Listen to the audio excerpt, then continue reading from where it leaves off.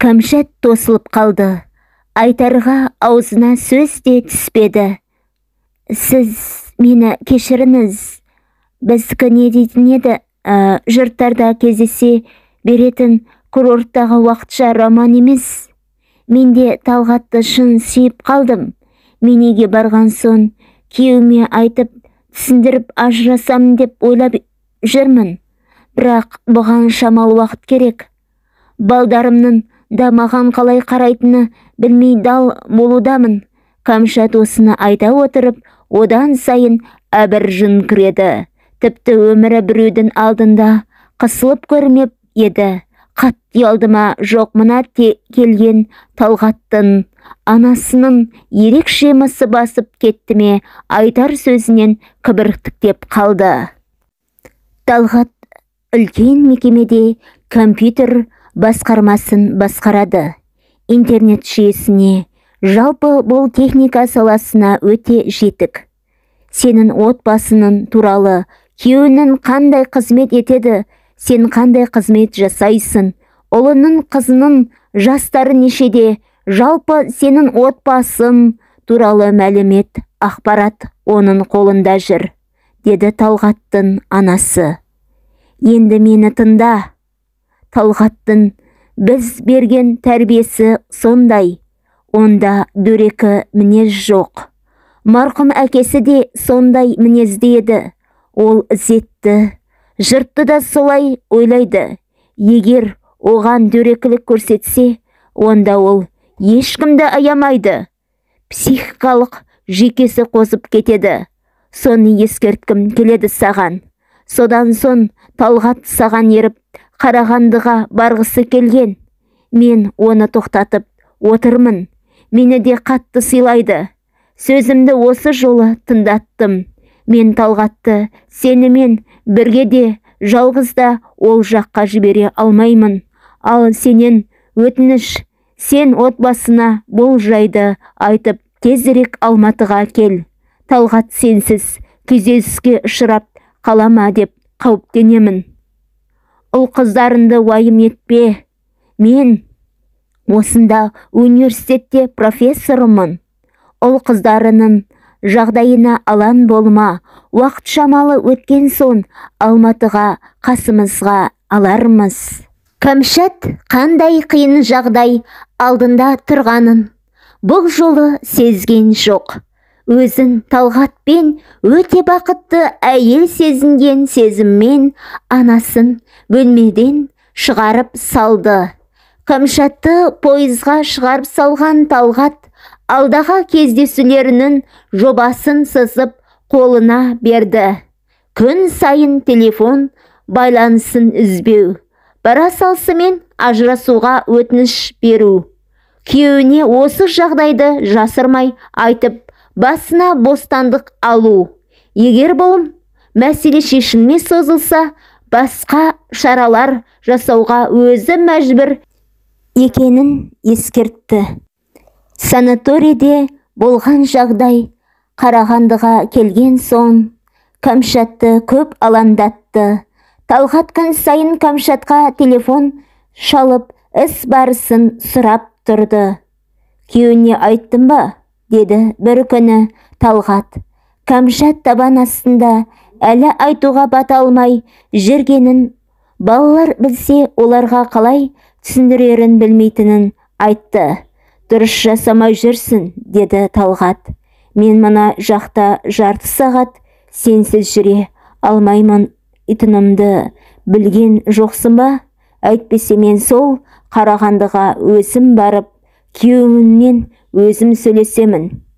Мұны естігенде Кәмшат мүлде шошып кетті. Талғат, жаным, сәл ғана шыдай тұр. Бәрін өзім реттеймін. Бәрі келісімен шешіледі.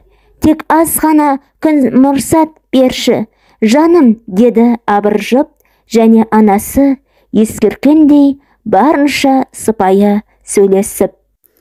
Еркін де Кәмшаттың мінезіндегі көп өзгерістерді байқап жүрді.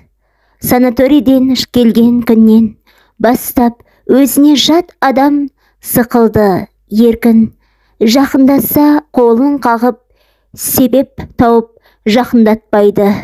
Бұл бір. Екінші, бұрынғы көзін ежірейтіп кінәлап сөйлейтінді қойыпты. Керісінше, өзі әлде неге кінәлі адамдай тайқсақтап, тура қарамайтынды шығарған.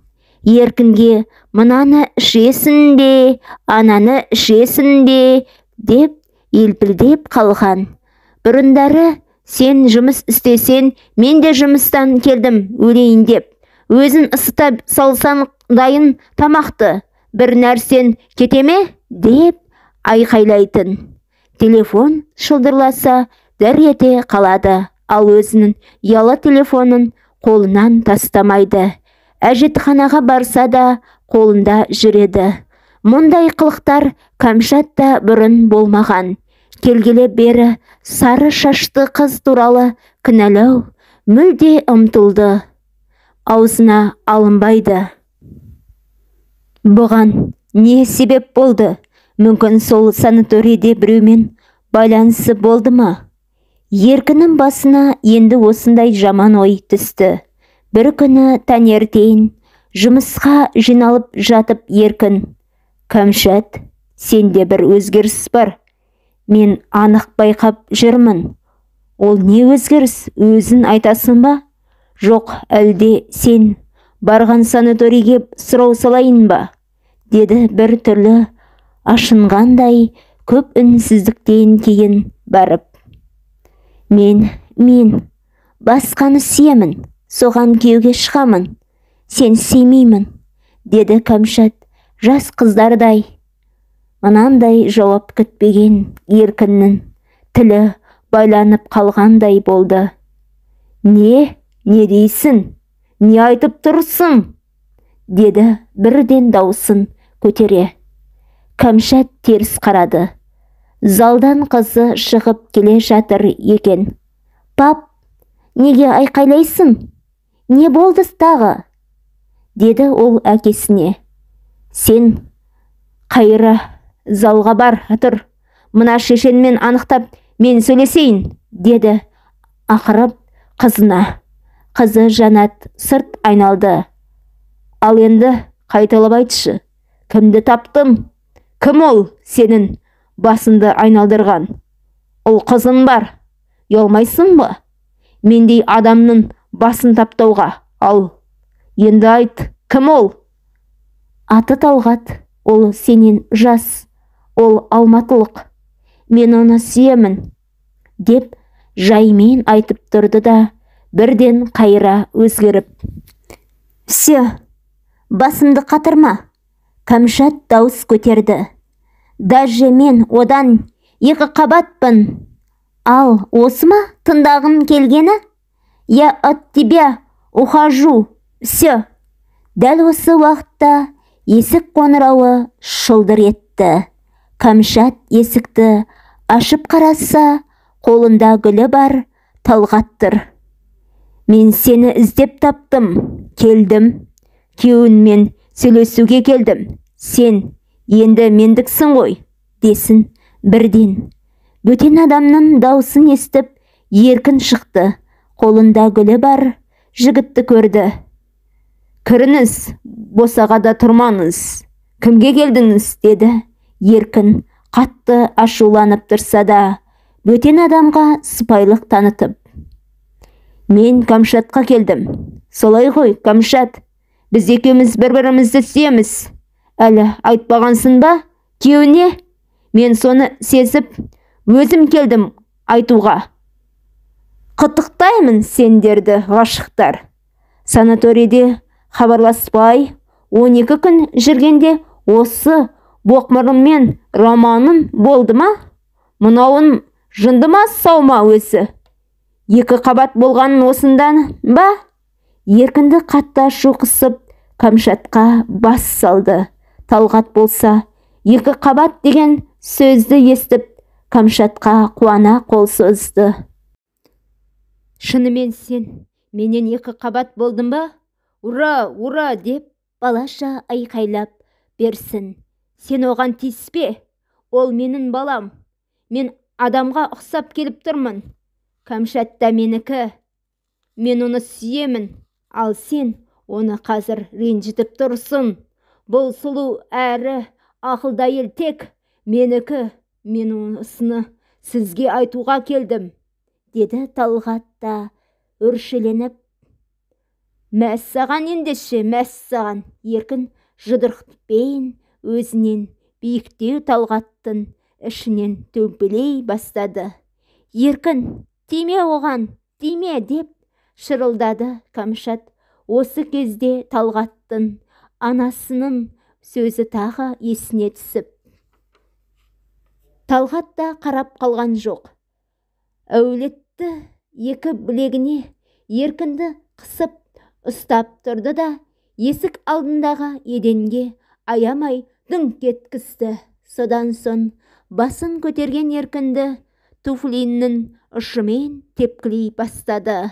Екеуін қалай айырарын білмеген Кәмшат бірден асханаға жүгірді. Асханадан залға келді баласы Мұрат. «Мам, не шу, не айқай сіздерде?» деп шешесіне қарап тоқтатқысы келген. Баласының қолын қағып жіберген Кәмшат гүл салатын хрусталь вазаны ала есікке қарай қайра жүгірді. Еркін мен Талғат екеуі алма-кезек жылысып жатты. Кәмшат болса Еркіннің дәл шүйдесіне бар екпінмен салмағы ауыр вазамен қатты соқты. Еркін жерге бірден сылқ ет түсті. Ернінен жылыстаған қан көрінді. Кәмшаттың зәре-құты қалмады. Істің насырға шапқанын енді ғана түсінді. Қасында Талғат Кәмшатқа «Жүр, еттік, кеттік» дей берді. Кәмшат Талғатта күйзеліске ұшырамасын деп «Қазір, жаным, кетеміз, мүлде кетеміз, көрдің ғой, скорый шақыру керек, оған көмек керек» дей берді, оны да қорқытпайын деп. Кәмшат жедел жәрдемге телефон соқты. «Мен күйеуімді өлтіріп алдым» деп хабарлады даусы дірілдей. Полицияда жедел жәрдемде келіп жеткенше Еркін бұл дүниемен қоштасып жүре берді. Айып екі адамға қатар тағылды. 30 жастағы алматылық Талғат Жантеміровке және 36 жастағы Кәмшат Айтмұқановаға, екеуі бірігіп Еркін Айтмұқановты өлтірді деп жазылды айыпта. Бұл істі қараған сот жүйке аурумен, анығырақ қояншық аурумен бала жастан ауырып, арнайы есепте тұратын Талғат Жантеміровтен тағылған айыпты алып тастады. Кәмшат Айтмұқановаға 8 жыл бас бостандығынан айыруға үкім шықты. Әйелдер колониясына барған соң 6 айдан кейін Кәмшат ұл туды. Бұл сәбиді Талғаттың анасы Гүлсара Мәжитовна менің туған немерем деп танып, өз қарамағына бағуға алды.